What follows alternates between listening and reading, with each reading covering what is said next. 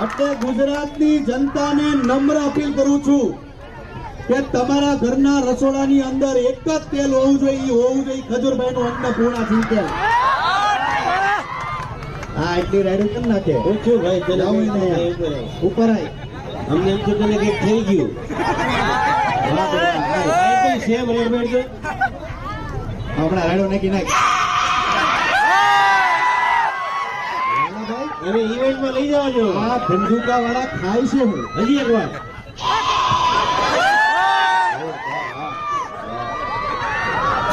હા બોલાવો કે તમે રાડો નાખો પાછા તમને નહીં બોલાવી. એક મિનિટ સાંભળો.